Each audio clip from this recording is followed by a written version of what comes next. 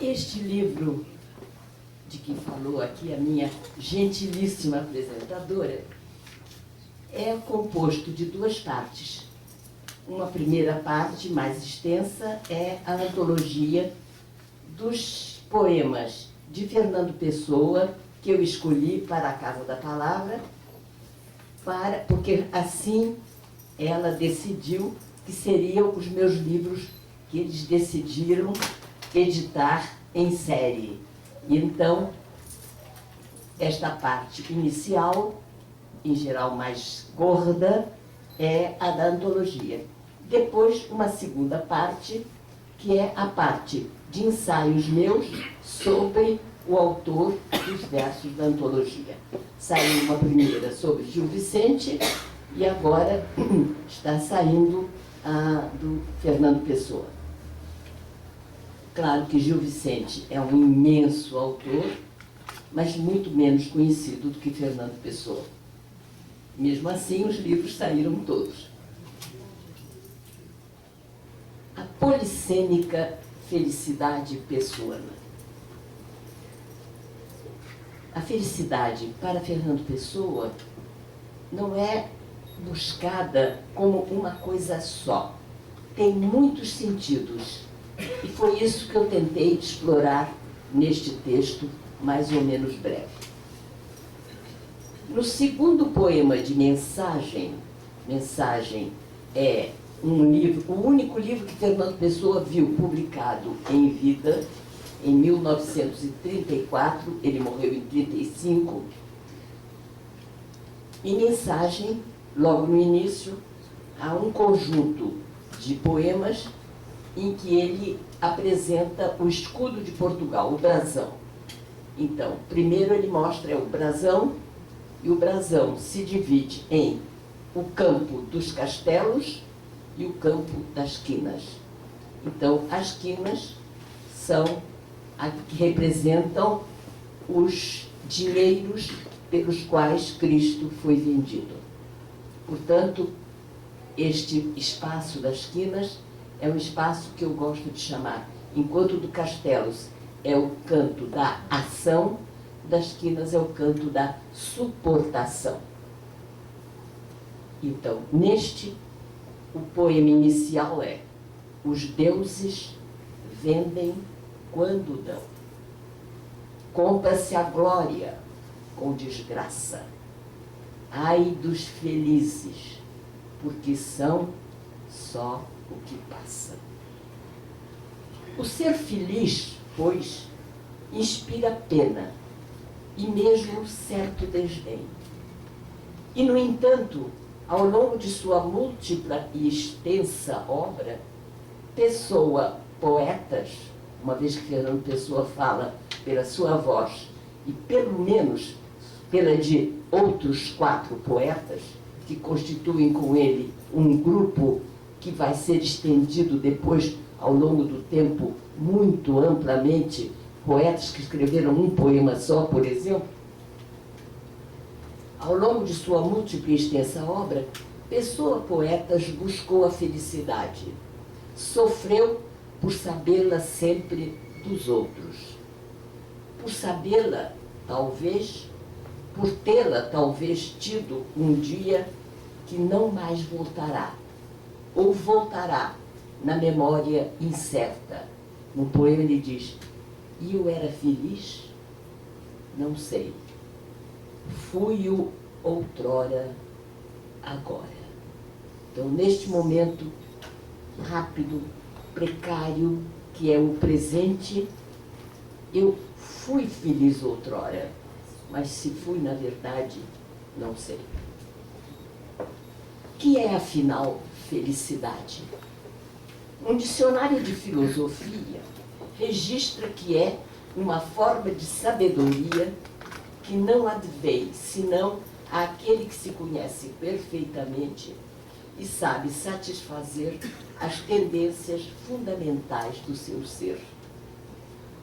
Acrescentando que a felicidade mais forte, mais pura, é frequentemente a mais primitiva, a que se identifica com o sentimento de viver e de agir. É feliz, portanto, o que se conhece perfeitamente. Como poderá sê-lo o poeta que diz: eu vejo-me e estou sem mim, conheço-me e não sou eu? Como poderá identificar-se com o sentimento de sentir e agir o que, abúlico e sem esperanças, afirma com insistência por sua voz campos e a sua inaptidão para a vida e a ação? Não sou nada. Nunca serei nada. Não posso querer ser nada. Depois ele termina: a parte disto, tenho em mim todos os sonhos do mundo. Mas é uma inaptidão para a vida, que coerentemente ele repete em muitos outros passos da sua poesia, por sua própria voz, pessoa, a expressar a náusea da vida. Diz Pessoa no seu próprio nome, ortônimo, por exemplo, por canto. Que nojo de mim me fica ao olhar para o que eu faço. Minha alma é lúcida e rica, e eu sou um mar de sargaço. Ou pela voz de Reis, o quarto deles, numa ode em que se confessa súdito, ausente e nulo do universal destino. Se a felicidade mais forte, mais pura, é a mais primitiva, como dizia o dicionário, quem na família pessoana poderia gozá-la? Só mesmo o primitivo caeiro, se de fato fosse, se soubesse viver e agir. Não é de ação, porém, que fala esta voz caeiro, mas da contemplação da natureza, sempre com maiúscula, com coisas e gente, parecendo contradizer-se a cada momento. Ele começa: eu nunca guardei rebanhos, mas é como se os guardasse. Mais adiante, sou um guardador de rebanhos. O meu rebanho é os meus pensamentos. E os meus pensamentos são todos sensações. E vai dizer: sinto com os olhos, os ouvidos, o nariz e a boca. Parecendo, dissemos, pois há uma coerência entre a negação inicial e a afirmação seguinte: nunca os guardou, mas é como se os guardasse, já que guarda pensamentos que são sensações, não propriamente pensamentos, gerados não na sede da inteligência, mas na sede dos sentidos. Olhos, ouvidos, mãos, pés, nariz e boca. Só através destes poderá advir um tipo de felicidade proveniente da satisfação da tendência fundamental do ser, que lhe atribui o poeta origem, a comunhão com a natureza. Volto a citar Caeiro. Por isso, quando num dia de calor me sinto triste de gozá-lo tanto e me deito ao comprido na erva e fecho os olhos quentes, sinto meu corpo todo deitado na realidade. Sei a verdade e sou feliz. Ou, se eu pudesse trincar a terra toda e sentir-lhe um paladar, seria mais feliz no momento. Mas eu nem sempre quero ser feliz. É preciso ser de vez em quando infeliz para se poder ser natural. É uma felicidade desejada tranquilamente e tranquilamente gozada, no primeiro exemplo, e suposta sob condição No segundo, sem que alguma ameaça de perda faça sofrer o sujeito lírico que reconhece que é preciso ser de vez em quando infeliz para se poder ser natural. E prossegue, reafirmando a consciência de que assim deve ser. Por isso, tomo a infelicidade com a felicidade, naturalmente, como quem não estranha que haja montanhas e planícies, e que haja rochedos e erva. Nem sempre será, no entanto, a felicidade tão facilmente obtida. A metáfora da noite de São João, para lá do muro do seu quintal, é de transparente significação. Diz Caeiro: noite de São João, para além do muro do meu quintal. Do lado de cá, eu, sem noite de São João. Tanto mais por pertencer ao mesmo campo semântico de parede, cortina, porta. O muro, parede, cortina, porta. Porta fechada ou inexistente, que surgem com bastante frequência no ortônimo e em campos, como as barreiras que se interpõem entre o poeta e o objeto do seu desejo. Além da cortina é o lar, além da janela, o sonho. Diz um, diz o outro: serei sempre o que esperou que lhe abrissem a porta ao pé de uma parede sem porta. A impossibilidade de ser feliz agrava-se pela consciência de que os outros só podem ser. Quanta alegria onde os outros são e dançam bem. São felizes porque não são eu. Que grande felicidade não ser eu. É Campos quem o diz. É preciso ser os outros para ser feliz. Domingo irei para as hortas na pessoa dos outros. Domingo serei feliz. Eles. E, no entanto, ele desejaria ser os outros, sem outros ser. Ou ter da ceifeira a alegre inconsciência e a consciência disso. É essa consciência que o faz transferir seu próprio ponto de vista para os outros, para quem a felicidade também está fora do alcance da mão. Do volante de Chevrolet, há um poema célebre do Fernando Pessoa, Álvaro de Campos, que é Ao Volante do Chevrolet pela Estrada de Sintra, que foi até programa de propaganda do Chevrolet em determinado momento.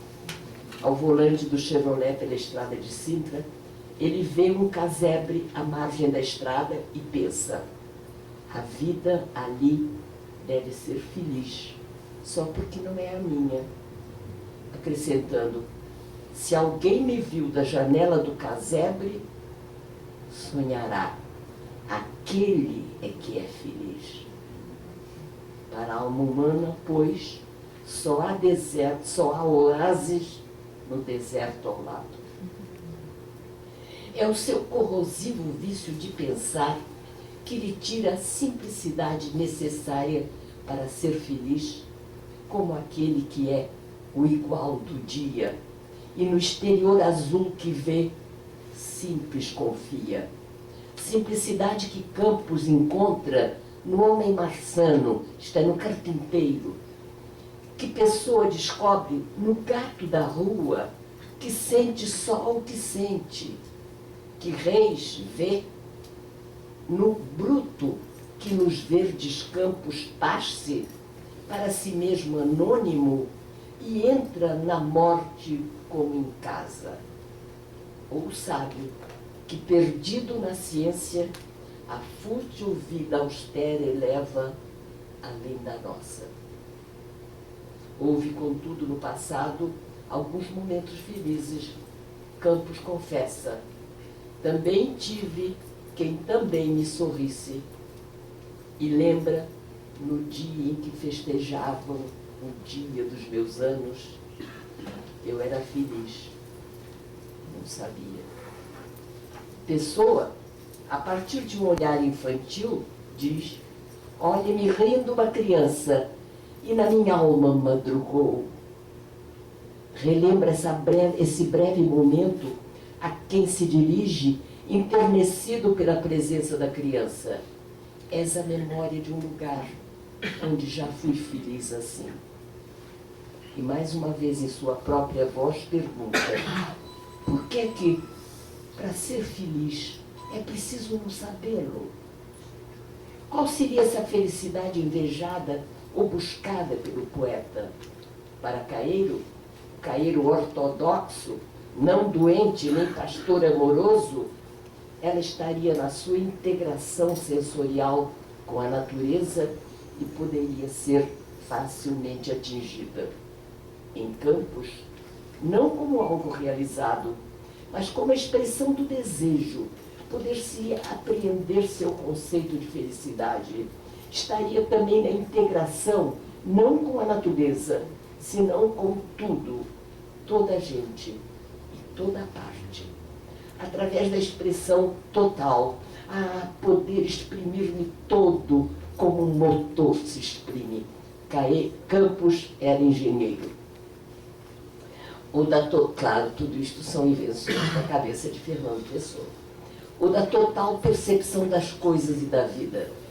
Sentir tudo de todas as maneiras, viver tudo de todos os lados.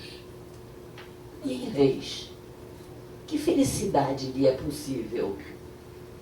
A dita é um jugo e o ser feliz oprime, porque é um certo estado.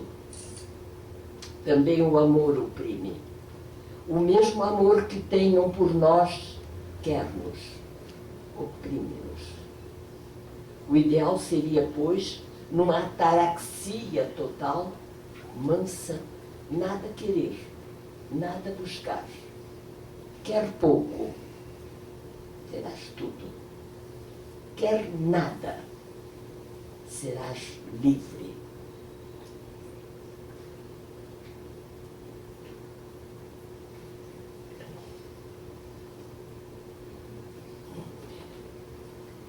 Seria desistir, resignar-se.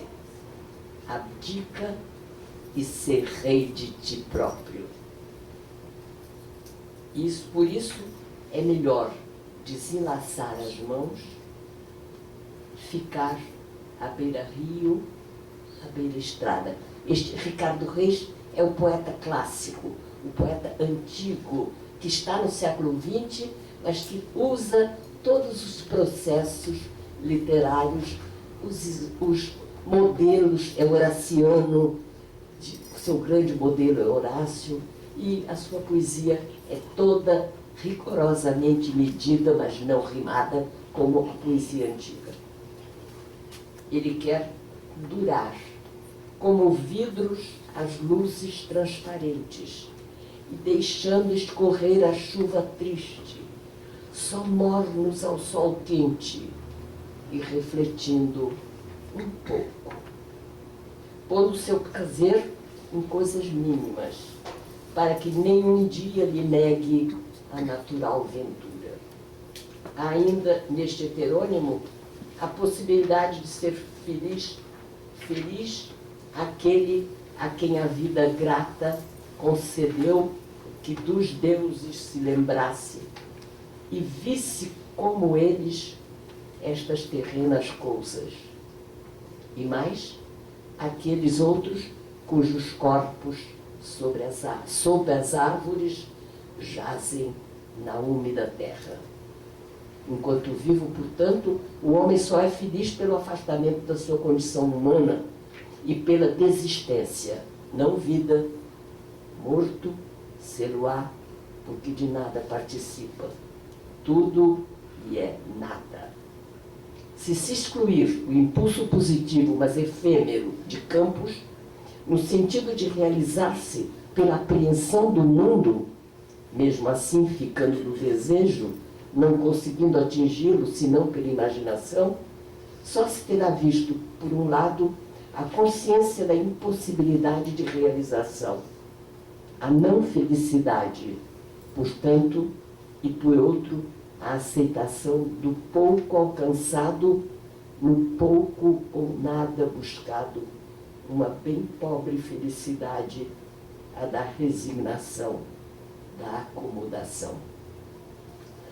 Um minuto que eu vou vestir o casaco, porque o ar baixou bem de temperatura e eu estou terminando um resfriado que não quer despedir-se de mim.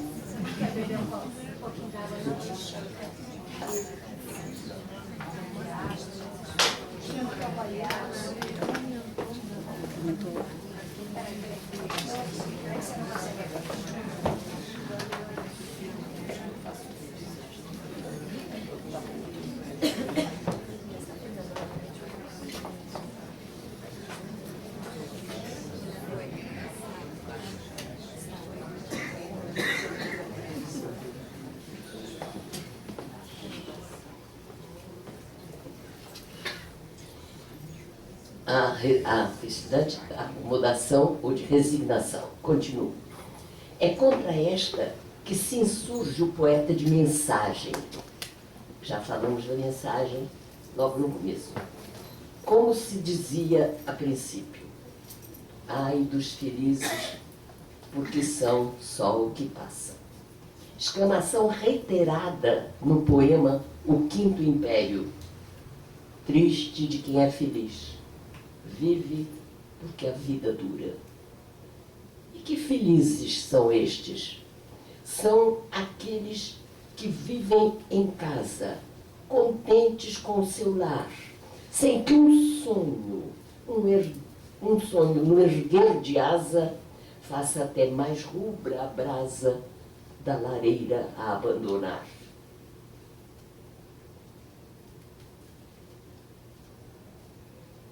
Aqueles que não sabem que ser descontente é ser homem.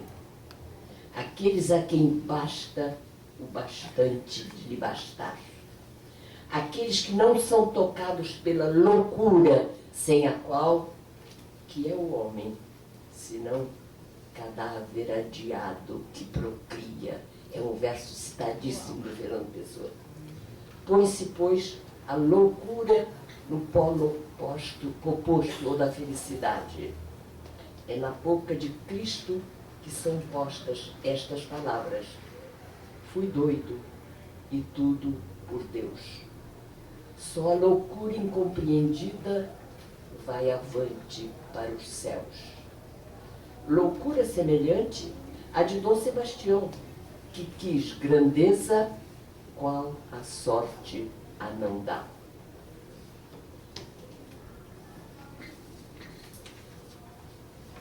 E que por isso mesmo voltará na última nau, por um mar que não tem tempo ou espaço, erguendo alto pendão do império, loucura com sinal mais, opondo-se a uma felicidade de sinal menos.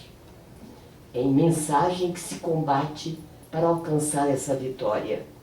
A conquista de uma felicidade difícil, só obtida à custa de agir e suportar, de arrostar os perigos, de rejeitar a mesmice, de buscar novos caminhos quaisquer que sejam, transpondo o desconhecido rumo ao desconhecido.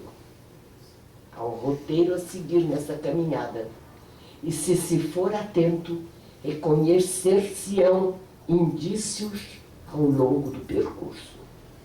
Parte-se da terra que uns dominam pela ação, os castelos, outros garantem pela suportação as quinas.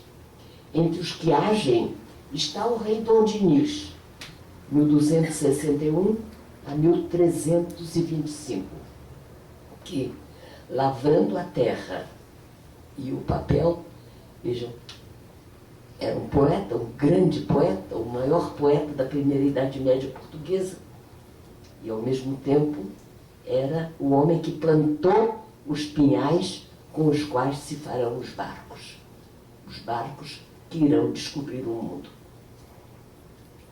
antecipando o domínio de um mar sem tempo ou espaço e a realização do Quinto Império. Terra e água estão em mensagem como os dois tempos iniciais da história de Portugal, em que se realizam os seus feitos gloriosos e implicitamente se inscrevem os seus fracassos. Mas não só de terra e água se constitui o mundo, segundo a cosmologia. Há também o ar e o fogo, símbolos altamente expressivos.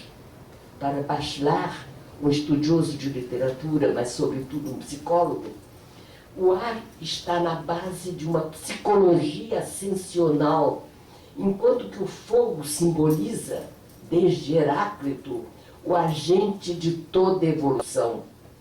Nesse sentido, utilizou-os o poeta de mensagem, que também conheceria o sermão em que o padre Antônio Vieira se refere ao fato de que o sebastianismo existiria como uma capa para permitir o advento de Dom João IV, 1604 a 1656, que diz, e agora cito Vieira, para que a esperança do rei morto, em que não havia que temer, conservasse sem perigo a sucessão do vivo, e acrescenta, chegou o ano de 40, assoprou Deus as cinzas e apareceu a brasa viva.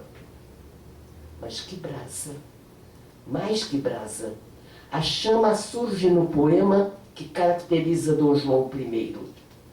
Teu nome, eleito em sua fama, é, na ara da nossa alma interna, a que repete, eterna chama, a sombra eterna. Sidon Diniz, que consolidou as fronteiras de Portugal, pode considerar-se como um profeta insciente dos descobrimentos. É em Dom João que tem início a história destes. Nele se acende a chama que, em sua função simbólica, propiciará o rito de passagem da terra ao mar. Ausente no resto do brasão, em 11 poemas de mar português, o símbolo reaparecerá no último, o de número 12, que combina o 4 do mundo espacial ao 3 do tempo sagrado, medindo a criação, recriação. Aquela chama acesa por Dom João I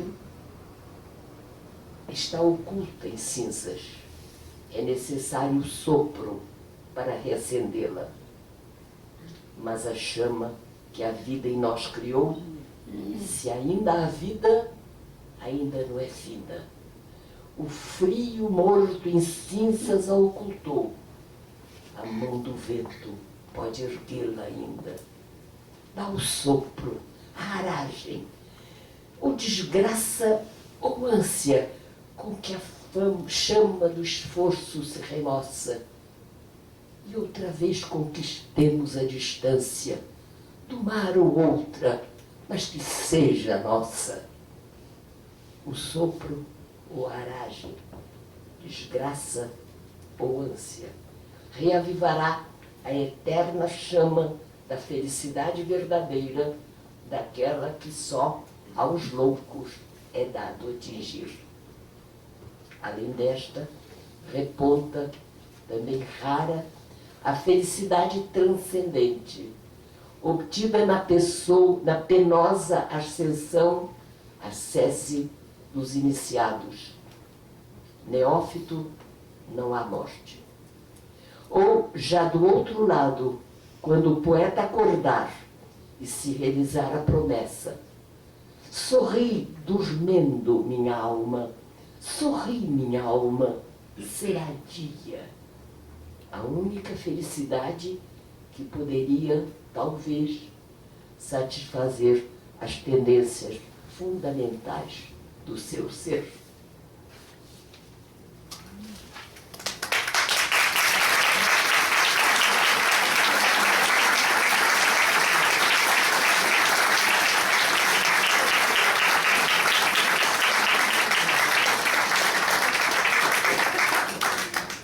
dar só uma pequena chega. É que Fernando Pessoa, a meu ver, é um ser bem marcado por este desejo de que um dia a sua alma desperte. E há mesmo um poema que depois ele vai dedicar, vai pôr na boca do infante santo Dom Fernando, que é posta em primeiro lugar na sua própria boca de poeta lírico, num poema chamado Gládio, em que ele diz que ele procura ter um gládio que abre um espaço, abre um caminho, e este gládio, ele diz, será maior do que a minha alma, nada será maior do que a minha alma. E ele diz,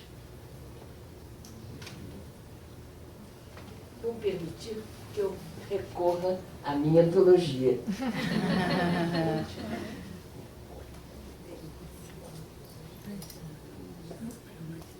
Eu espero que cá esteja. A mensagem é no fim, não é?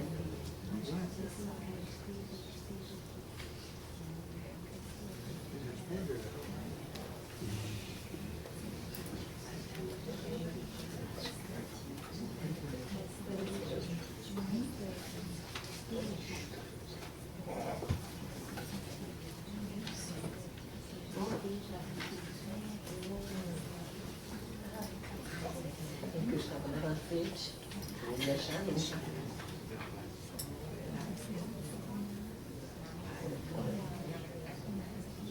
É curioso, porque Fernando Pessoa primeiro escreveu esse poema com o título Gládio,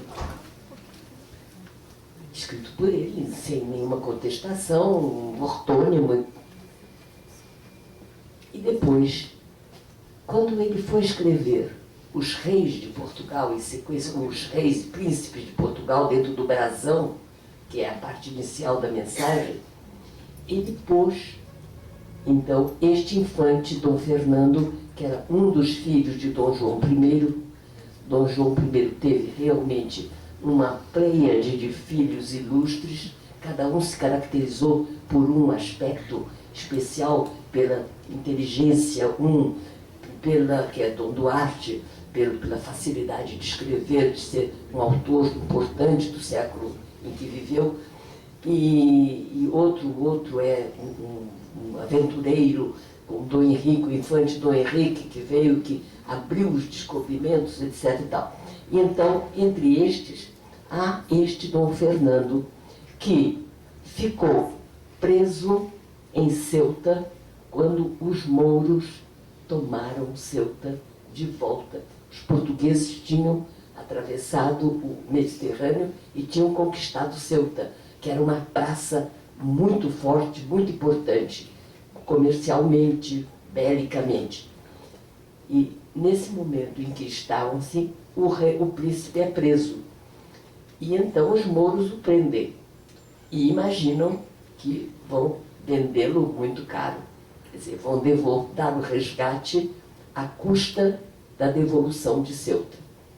E então o rei, que era Dom Duarte, irmão de Dom Fernando, queria devolver, mas toda a corte reunida, todo o conselho foi contra. Acharam que não, que era muito importante que Portugal mantivesse Ceuta. E o pobre príncipezinho morreu no exílio, lá no cativeiro. É uma história triste, e é para ele que ele, quer dizer, ele não tinha escrito poema para ele, mas aí ele usou este poema dele, Fernando Pessoa, para si mesmo, que era o Gládio. E aqui vai Dom Fernando, infante de Portugal. Deu-me Deus o seu Gládio, porque eu faça a sua santa guerra. Sagrou-me seu em honra e em desgraça, às horas em que um frio vento passa por sobre a fria terra. Pôs-me as mãos sobre os ombros e dourou-me a fronte com o olhar.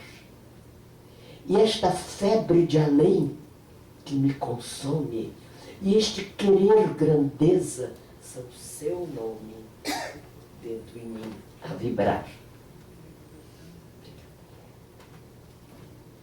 E eu vou, e a luz do gládio erguido dá em minha face calma. Cheio de Deus, não temo o que virá, pois vem o que vier, nunca será maior do que a minha alma. Este poema, que era do Fernando Pessoa, vejam, esta febre de além.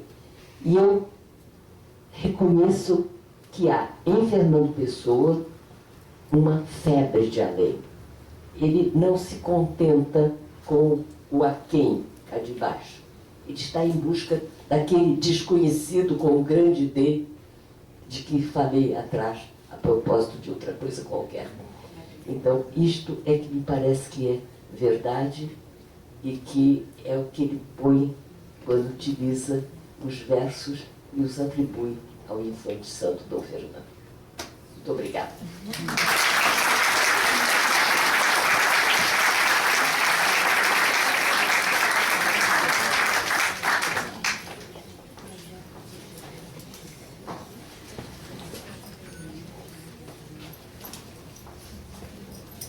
Então, eu gostaria de abrir essa oportunidade para, se alguém quiser fazer algum comentário, tanto da antologia, ou de Fernando Pessoa, ou até da professora, que eu sei que tem alunos dela aqui. Uma delas, ela me falou que é de 1946, foi aluna da professora Cleonice, e a professora Cleonice se lembrou perfeitamente dela, e eu sei que foi uma emoção para ela. Enfim, hoje é um dia muito especial. Eu fico muito feliz que esse reconhecimento do seu trabalho seja vivido, né? Como a gente estava falando, Fernando Pessoa não ganhou um Nobel, e ela até falou, vou propor ao Nobel que faça homenagem póstuma. E é tão bom quando a gente pode homenagear e ter esse reconhecimento e poder viver esse reconhecimento. Então, se alguém quiser falar qualquer coisa também, pessoal, enfim, eu vou deixar uns 10 minutinhos abertos para, antes da gente assinar os livros. Não, licença. À vontade, se quiserem fazer uma pergunta. Eu já vi uma mãozinha levantada lá atrás. Era uma mãozona. É um rapaz grande. Boa noite. Quando a senhora falou no final que ele tinha uma sede de ir além, né? E não de estar aquém, eu já li uma vez num ensaio sobre o Pessoa que ele também se via um pouco como um encoberto, como o poeta que apontaria um novo tempo de Portugal, como um segundo Camões, alguma coisa assim. Que essa vontade de ser além, né, do tempo dele. Essa infelicidade que a senhora apontou sempre, não uma infelicidade, mas uma felicidade que não se alcança, também não pode ter a ver com ele não ter sido reconhecido em vida como esse poeta maior que ele pensava que ele era e que só o tempo depois veio a confirmar? Olha, pode ser que haja alguma coisa disto, porque eu até gostava de dizer, a brincar aos meus alunos, que o Fernando Pessoa, o que ele tinha em relação a Camões, era uma dor de cotovelo terrível. E é curioso, porque quando ele quis, logo no início, ele era jovem, muito jovem, foi em 1912, portanto ele tinha 24 anos, ele escreveu a Nova Poesia Portuguesa. É um texto muito bem escrito, muito bem redigido, ele sempre redigiu primorosamente bem, era um conhecedor da língua, que escrevia sobre língua. Era realmente uma coisa curiosa, era um homem de uma amplitude, de capacidades, quase assustador. E então, Fernando Pessoa, nesse momento em que ele diz que a nova poesia portuguesa é esse momento, e ele começa a fazer paralelos entre Portugal e outros países, como a Inglaterra e a França, mostrando como tinha sido a evolução quando tinha chegado o poeta máximo aqui ou lá, e chega então à conclusão de que é o momento de chegar o Supra-Camões. Nada disfarçado. O Supra-Camões, que às vezes ele chama de Super-Camões. Tanto faz, supra ou super, os prefixos têm o mesmo sentido. Então, ele seria esse. Mas eu nunca senti, ao longo de todo o percurso que eu tenho tido ao lado dele, paralelamente a ele, entrando dentro da poesia, da prosa dele, não sinto que houvesse assim uma espécie de sensação de fracasso, não. Acho que ele tinha muita consciência do seu valor. Embora tenha essas lamentações, enfim, felicidade, mas ele era alguém que tinha consciência de que valia e muito. Não tenho impressão, mas veja bem, são coisas meio subjetivas, o que você me trouxe e o que eu lhe estou dando de volta. Impressões, não é? Tá? Não tenho uma competência para lhe dizer, não, ele nunca disse isso. Não, nunca disse. Textualmente, não, nem diria. Era muito habilidoso para não fazer uma declaração destas. Alguém mais? Eu sou aquela aluna de 1940. Dulce. Oi, minha Que prazer. querida professora. A minha professora de ginásio. Eu terminei o ginásio em 47, estou com 80 anos. Eu acho que eu sei escrever bem, eu acho, por causa da dona Cleonice, da dona querida dona Cléo. Obrigada. Obrigada, Dulce. É um testemunho muito simpático. É disso que eu digo. Eu digo, isto é que as outras profissões acho que não dão. A minha dá.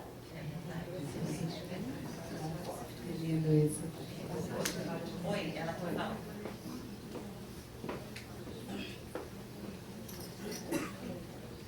Oi, dona Cléo. Também é como aluna que eu me coloco aqui, nem sei se vou conseguir falar de tanta emoção. Sabe, dona Cléo, a gente só tem que agradecer a senhora pelo privilégio de ter tido uma professora como a senhora teve e de hoje poder estar aqui no Dia do Mestre, ouvindo mais uma vez a senhora falar de Fernando Pessoa e ler esses poemas e dizê-los de uma maneira que só a senhora sabe. Obrigada. Muito obrigada, minha filha. Muito obrigada. Essa foi a faculdade. Foi aluna na faculdade. A outra era uma pirralhinha. Pirralhinha de 80 anos.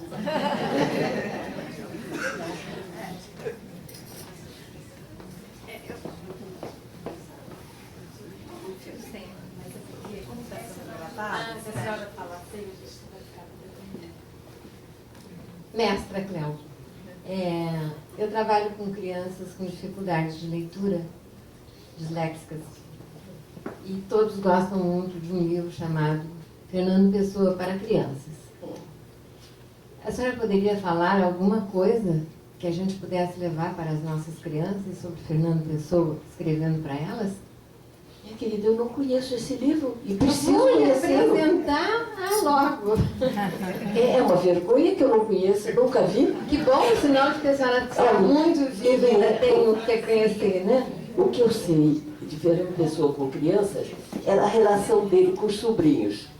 Então, ele gostava das crianças e brincava com eles.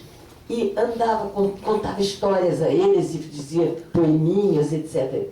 E andava, punha-se de pé numa perna só, dobrava a outra perna e dizia: o ípis é uma árvore, uma ave do Egito, etc. E isso é a única coisa assim que eu vi exatamente criada por ele, com o intuito de ser para os sobrinhos. Agora, mais outras coisas não conheço, mas gostaria de conhecer. Então, o ípis está nesse livro lindamente ilustrado, com um ípis. Pois olha, fico muito agradecida, viu? Desde já. Obrigada, senhora. gostaria de lembrar do aniversário hoje, né? Do Alberto de Campos, que a gente citou lá em cima. Ah, do Álvaro de Campos. Do Álvaro de Campos, desculpa. Hoje, 15 de outubro, é aniversário de Álvaro de Campos. E Álvaro de Campos é o heterônimo sobre o qual eu me debrucei mais longamente, mais profundamente, cujo espólio eu mexi com estas duas mãos, todas desejosas e cobiçosas de ver aquilo, no tempo em que na Biblioteca Nacional de Lisboa, então, agora chama-se Biblioteca Nacional de Portugal, que é mais justo do que de Lisboa, ela é muito mais do que de Lisboa, ela é a Biblioteca Nacional de Portugal. E lá todo o espólio foi impresso, foi filmado, então é em microfilmes que agora se trabalha. Mas quando a gente aparece lá, ainda dá um jeitinho de buscar umas pastas para nós darmos uma olhadinha de perto, matar uma saudade. Mas trabalhei com material direto, sem computador, sem nada, mas já com a possibilidade de fazer boas fotocópias e boas reproduções, de modo que quando a letra dele enlouquecia totalmente, porque a Fernando Pessoa escreve utiliza uma letra que pode ser caligráfica, por exemplo, ele tem uma série de sonetos em inglês, ele tem uma quantidade de sonetos em inglês, muitíssimos, mas muitíssimos foram descobertos há recente tempo, em 1900 agora, deste ano mesmo, em março, um aluno meu, ex-aluno meu, orientando meu de doutorado, defendeu uma tese linda sobre Fernando Pessoa, mas assim, buscado nos originais. E havia coisas em que a letra era praticamente ilegível. Então era preciso quase adivinhar ou fazer confronto entre outros. Não, olha, repare, não é que não, é isto aqui que está aqui, porque aqui nós lemos assim, é isto que está escrito. Muito difícil, mas mesmo assim eu trabalhei durante um ano a fio para preparar a edição. E a edição saiu em outubro de 1990, quando ele faria o seu centenário. É a data que Fernando Pessoa deu, e ele diz, feito o horóscopo, deu certo. Porque ele tinha isto também, ele era um homem multifacetado, com uma porção de interesses. Ele era um esotérico às vezes. Ele diz, por exemplo, que eu não sei se sou eu ou se eu sou uma soma de contas entes de um fio atados por um fio memória. Quer dizer, o que são contas entes? Seres sucessivos, acreditava numa sucessão de almas ou de vidas.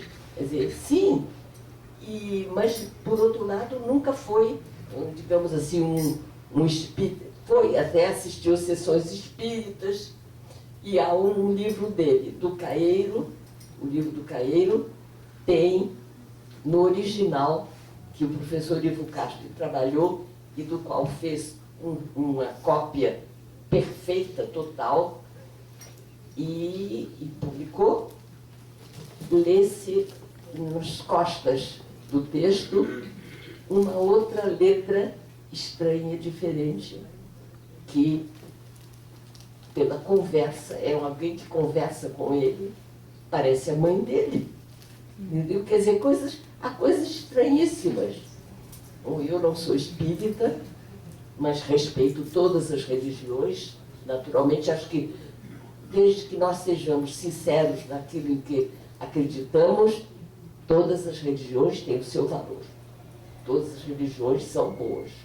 Então, acho que Fernando Pessoa era assim, ele era a curiosidade dele era tão grande que ele tinha que virar-se para todos os lados, optar por todos os caminhos.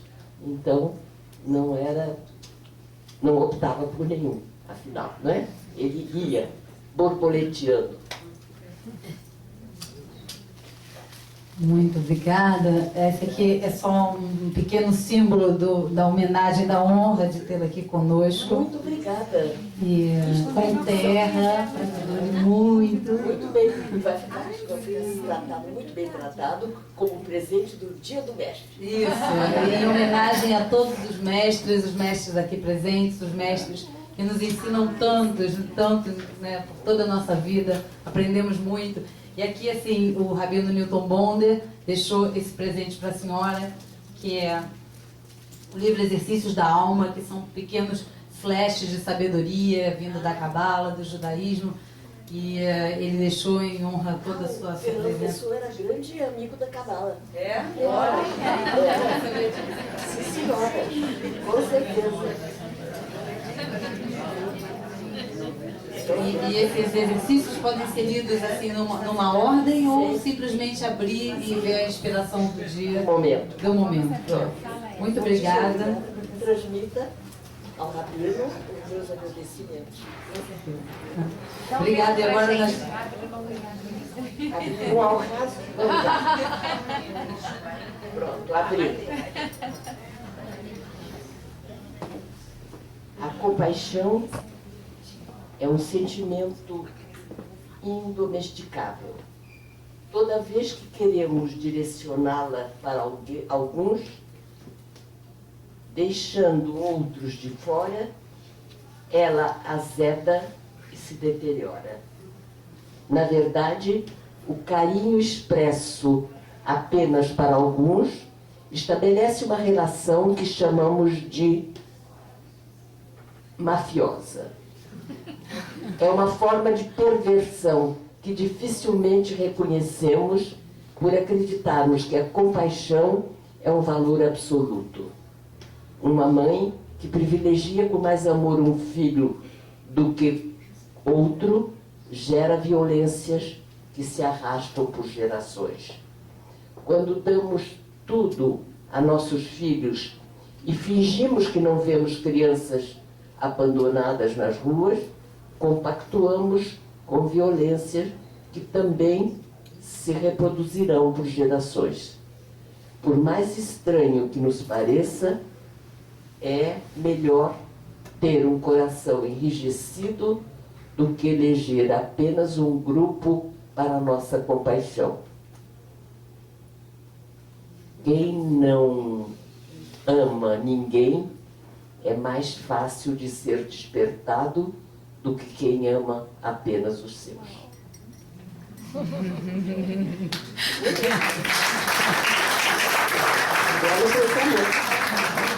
Obrigada. E agora lá embaixo a doutora Cleonice vai estar autografando os livros. E está um pouco mais da sua presença. Muito obrigada.